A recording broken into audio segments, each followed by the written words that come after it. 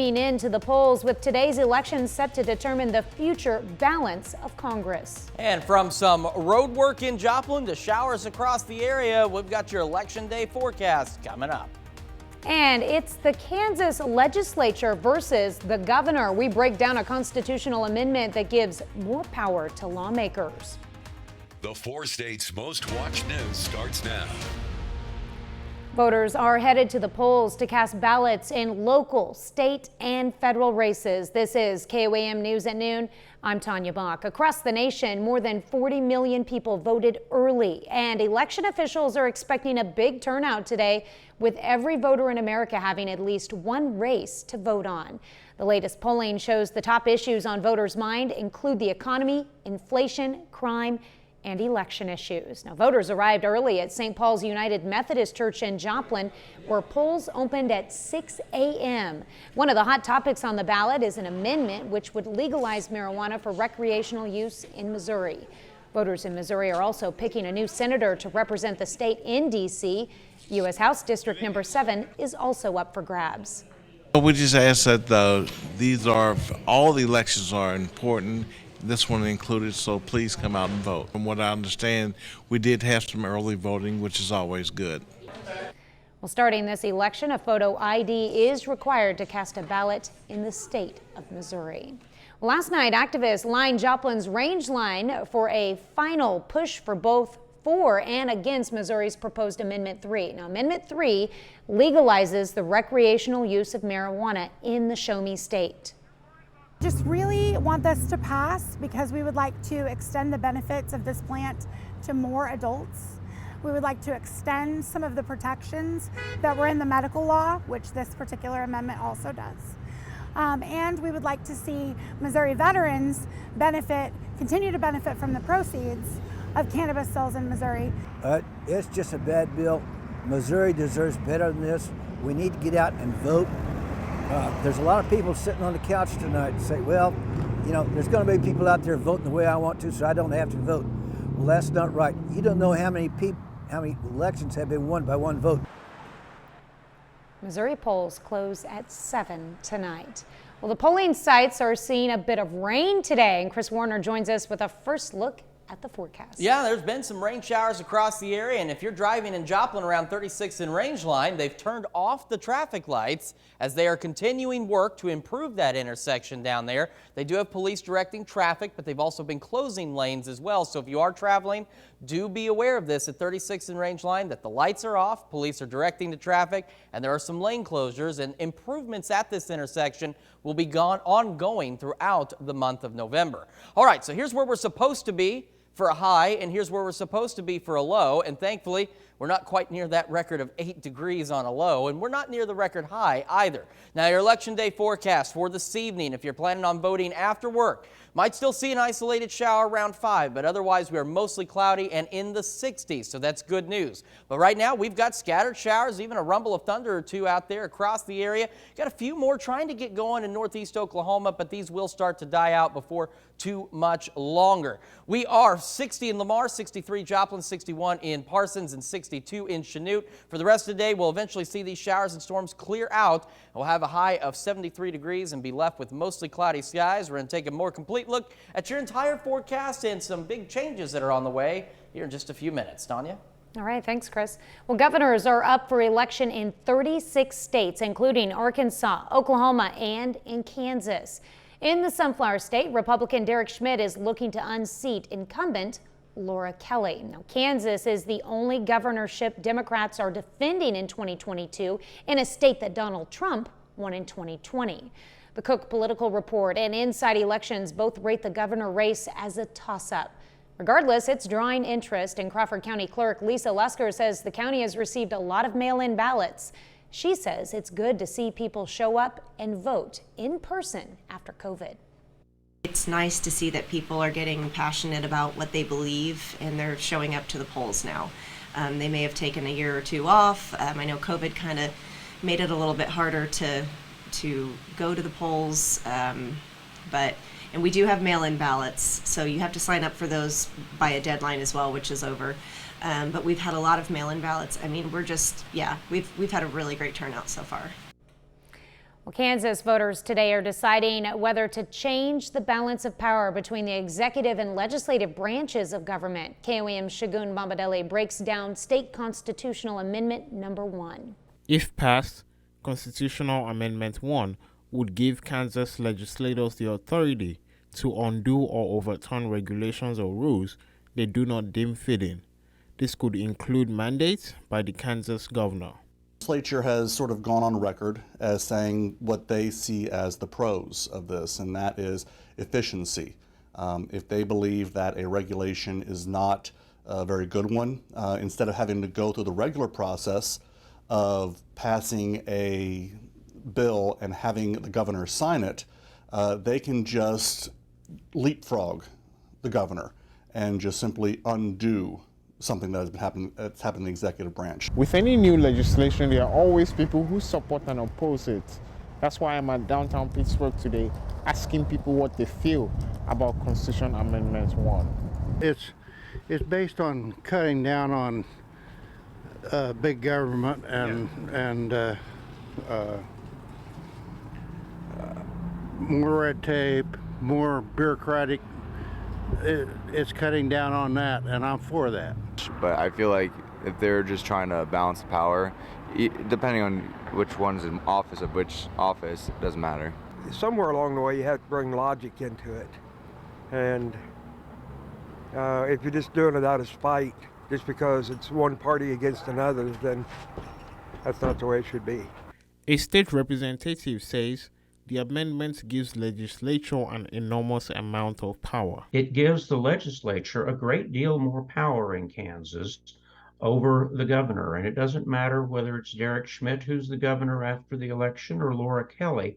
This constitutional amendment would dramatically increase the power of the legislature, revoke rules and regulations based upon a simple vote of 50% plus 1 of the legislature. In Pittsburgh, Shagun Bombadeli, KOAM News.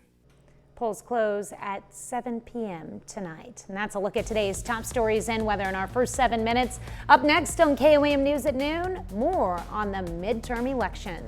We could know the balance of power in Congress as early as today, but analysts are cautioning patience for those possible races too close to call. I'm Deborah Alfarone in Washington with what's at stake in the midterm elections. And later, we're making classic scalloped chicken in the Mr. Food Test Kitchen. Another fraught election season comes to a head today with voters deciding the future balance of power in Congress. The final CBS News Battleground tracker gives Republicans the edge to win the U.S. House, while the U.S. Senate is still considered a toss-up. Deborah Alfarone has the latest from Washington. Pennsylvania voters are streaming into the polls. All eyes are on Pennsylvania today.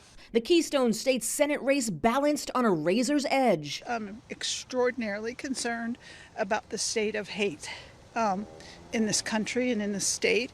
Democrat John Fetterman is fighting for an open seat against Republican Mehmet Oz. Pennsylvania is sending a very clear message to Washington. We want less radicalism and more balance. It's the balance of Congress that's at stake today. Hello. Trump-backed candidates are battling for seats in states including Georgia and Ohio. People just aren't happy with the direction of the Biden administration. I feel like Ohio wants to move in a direction of sanity and healing and reconciliation, and I want to be a part of that. Republicans need to win 5 seats to take the House and just 1 to take the Senate. And if the GOP gets those victories, this will complicate things for President Biden and his agenda. Democrats picked up some momentum after the Supreme Court overturned Roe versus Wade, but many voters have shifted their attention to issues like inflation and crime, which has turned the New York governor's race into an unexpectedly close contest. I want to lead this state into the next 4 years and possibly beyond with that sense of optimism that we've not had here in a long time. The Justice Department sent monitors to dozens of states, hoping to prevent voter intimidation and to watch for signs of disruption at the polls. Deborah Alfarone, CBS News, Washington. Still to come on the KOAM News at noon, Mr. Food. Do you suffer from the what's for dinner jitters? If so, stick around because we've got something to help you out. We're going to take another look at your election day forecast and some rain showers across the area when we come back.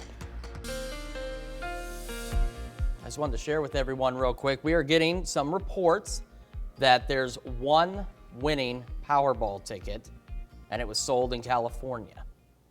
These are just reports that are just coming in, but what's coming up is apparently there was a winner in California, and of course, if that turns out to be the case, we'll have the full details at KOAMnewsnow.com. We also have the full details on your forecast, like right now. As you can see, showers continuing to persist across the area, maybe even a rumble of thunder or two out there. We've got them in southeast Kansas, we've got them in southwest Missouri, northeast Oklahoma, and we're seeing some additional development trying to take place in northeast Oklahoma. That is not really expected to make it very far, but hey, we're getting some much needed rain. And a quick reminder too, if you're driving in Joplin, the traffic light here at 36 in Range Line has been shut off. They've been working on intersection improvements here and will continue to do so through the month of November. And as you can see, southbound traffic, there is a lane closure as they are working on the traffic lights, as they're working to make improvements that are, if you've lived in Joplin, you've ever gone through here, you know improvements are very badly needed, and that's what they are doing. 7th and Range Line, though, the traffic lights are on, and we've got a fair amount of traffic out on the road for the noon hour. 63 in Joplin, still getting some light shower activity out there. Temperatures across the region are hovering right around that point. 61 Neodesha, Parsons, 57 in Pittsburgh, 58 Fort Scott, Nevada, 60 Lamar, and 65 in Carthage. If you're planning to vote after you get off work, there may be a stray shower or two by 5. I think most of us will be dry and will be mostly cloudy. Otherwise, temperatures in the 60s, so not bad for getting out there to cast your ballot this evening. 73, the expected high today. Showers and thunderstorms should completely clear out of here by about 4 or 5 o'clock. And then we'll be left with mostly cloudy skies and temperatures dropping back down to an overnight low of 61 degrees. However, we have some big changes on the way in our forecast, and the future track can actually show us that. It's going to take a couple of stops to get there, but it's this Thursday. So first off, we get pretty darn warm for tomorrow. As you can see, we have mostly clear skies, maybe a stray shower or two in the morning. Otherwise, we're pushing highs near 80 degrees tomorrow. Then we get into Thursday, and Thursday's where the weather changes because here comes our next storm system.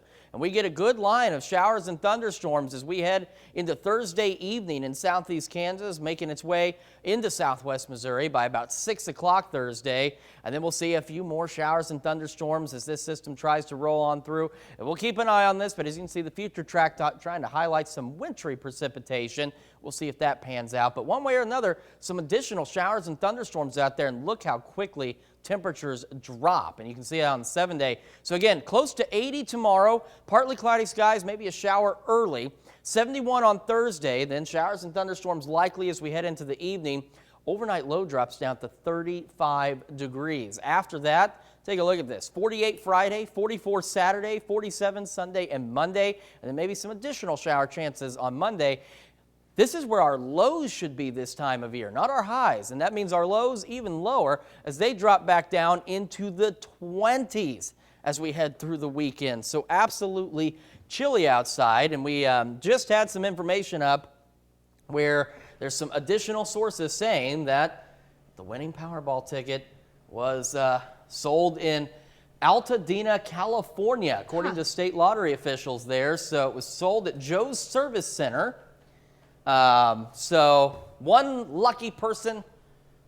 Now, of course, they don't get the full jackpot. There's the cash option of like $930 million. Weren't you telling me something about like you don't have to pay state taxes in California lottery doesn't tickets? tax lottery winnings, but he still, whoever has to pay federal taxes, which are estimated at $350 million. So they're still walking away with over $500 million if they take the cash option on this. Wow. Well, congratulations to whoever that person is. And the gas station that sold it. Yeah, because they get a bonus too. I quit. Right. I'm done. I'm over. I'm going to move to California to buy lottery tickets. So much for buying a ticket today. Yeah. Okay. All right, thanks, Chris. We take this time to honor today's fourth state hero, Lance Corporal Richard Bennett in the U.S. Marine Corps. The Girard, Kansas native joined the Vipers in 2005. He served a tour in Iraq. To Lance Corporal Richard Bennett, we thank you, our fourth state hero. Well, stop worrying about what to make for dinner tonight because what we're about to show you is the best thing on the menu. Howard shows us how to make classic scalloped chicken in the Mr. Food Test Kitchen. So I've got a question for you. Around 3 or 4 o'clock in the afternoon, Do you get a bit jittery thinking about what you're going to make for dinner? If you do, you're not alone. As a matter of fact, 80% of Americans are in the same boat. So to help you out, we're sharing a fill-you-up casserole that's comforting and easy to whip up. The first thing we're going to do is saute some boneless, skinless chicken breasts that we cut into half-inch chunks. Once these are cooked through, we turn off the heat and add some chicken broth, a bit of prepared gravy, a bunch of fresh sliced mushrooms, frozen peas, some pimentos that we've drained, and last but not least, some quick cooking rice. After giving this a stir, we pour it into a casserole dish and cover it and pop it into the oven to let all the flavors meld together. Once it's bubbling hot, ring the dinner bell or just call the troops to the table any way you can, 'cause dinner's ready. Maybe team this up with a salad and some crusty bread for a meal that'll warm you up from the inside out. To get your hands on this stress-free recipe for our classic scallop chicken, all you have to do is visit our website. I'm Howard with Kelly in the Mr. Food Test Kitchen, where today we found an all-American way for you to say, ooh, it's so good. All right, that looks easy and delicious. You can find this recipe along with a lot more good food from the Mr. Food Test Kitchen online. Just go to our website at KOAMnewsnow.com. Here's a look at our 4-state market prices.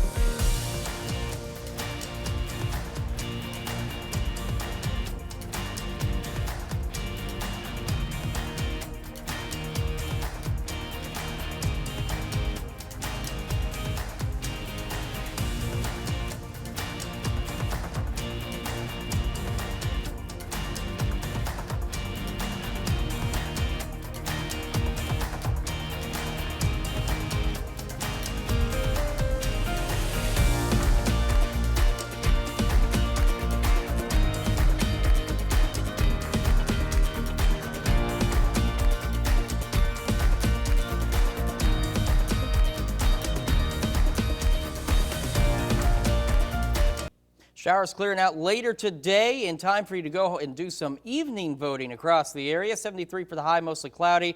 Warming up tomorrow, 77. Big system Thursday, shower storms, and it brings in considerably colder weather following that. Highs in the 40s, lows in the 20s. All right, what do we have coming up tonight at 5? Well, at 5, November is American Diabetes Month, raising awareness about the diabetes epidemic and the millions of people at risk for the disease. In Health Watch, my doctors say managing diabetes is more critical than ever. Plus, all across our country, voters are deciding more than 130 measures on ballots, from abortion to marijuana legalization to affordable health care to gun rights. We're going to look at some of the key state races and issues. And closer to home, we're going to hear from voters in Kansas and Missouri about what's drawing them to the polls. Hope you'll join us for those stories. A lot more, of course. It's coming up today on KOAM News at 5. All right. Thank you, Dow. Thanks for joining us for KOAM News at noon. We'll see you right back here at 5 o'clock.